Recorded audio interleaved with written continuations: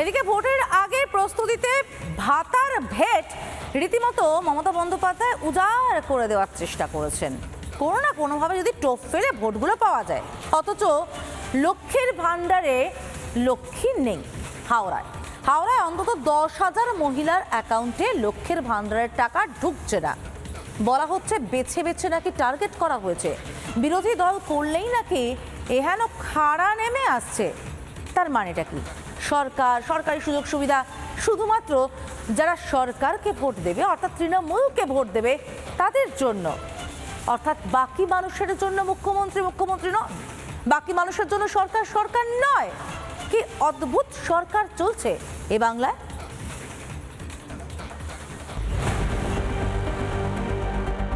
Form fill up করে জমা দিয়েছি, ডকুমেন্টস দিয়েছি, সব কিছু, এখনো পর্যন্ত আমার অ্যাকাউন্টে টাকা আসে না।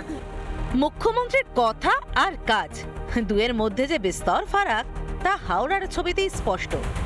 যত দূর চোখ যায় সরকারি দপ্তরের সামনে মহিলাদের শুধু লাইন আর লাইন। ভোটে জিততে তৃণমূল সরকারের তুরুপেত্তাস লক্ষ্যের ভাণ্ডার। সেই লক্ষ্যের ভাণ্ডার নিয়েই ক্ষোভের পাহাড় জমেছে মহিলাদের। কেন জানেন? শুনুন তাহলে কি বলছেন বাংলার মা বোনেরা। দাঁড়িয়ে ফর্ম ফিল আপ করে জমা দিয়েছি, ডকুমেন্টস দিয়েছি, সব কিছু, এখনো পর্যন্ত আমার অ্যাকাউন্টে টাকা আসে না। তার জন্য এখানে তখন বাজে 12টা, সেই থেকে না খাওয়া না দাওয়া, কন্টিনিউসলি লাইনে দাঁড়িয়ে আছি। করেছিলাম লক্ষ্মী ভাণ্ডার পেতামও না, আসলাম কাগজপত্র সব দিলাম, নতুন করে আবার সব জমা দিলাম। উনি বললেন যে ঠিক আছে চালু হয়ে যাবে, আজও চালু হয়নি। এখন বললেন অপেক্ষা করো, আমি 10 বছর হলে 10 বছর অপেক্ষা করুন, যেদিন দেবে সেদিন পাবে। এটা লক্ষ্মীর ভাণ্ডারের টাকা হঠাৎ বন্ধ, সংখ্যাটাও নেহাত কম নয়। 10,000-এরও বেশি মহিলার ভাতার টাকায় কাঁচি। লক্ষ্মীর ভাণ্ডার কি শেষ পর্যন্ত তৃণমূলকে এবছরের বিধানসভা নির্বাচনে বৈতরণী পার করে দিতে পারবে? লক্ষ্মীর ভাণ্ডারে আরও 500 টাকা করে বাড়িয়ে দেওয়ার যে ঘোষণা ভোটের আগে চমক দিয়েছে বলে মমতা বন্দ্যোপাধ্যায়ের সরকার, এমন যে একটা বাতাবরণ তৈরি করা হয়েছিল, এখন সেই লক্ষ্মীর ভাণ্ডার নিয়েই বিভিন্ন জায়গায় অভিযোগ উঠছে। দফতরে ঘুরেও মেলেনি সমাধান। অগত্যা সরকারি অফিস থেকে বারবার মুখ শুকনো করেই ফিরতে হয়েছে বাংলার মা বোনেদের। তাহলে কি ভোটের আগে ভাতার টোপ দিচ্ছে রাজ্য?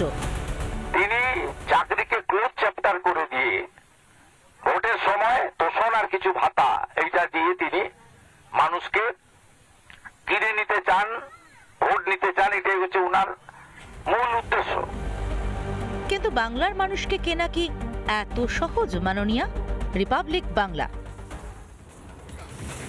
নানা ধরনের কন্টেন্ট দেখার জন্য লাইক করুন, শেয়ার করুন আমাদের ফেসবুক পেজ, সাবস্ক্রাইব করুন আমাদের ইউটিউব চ্যানেল।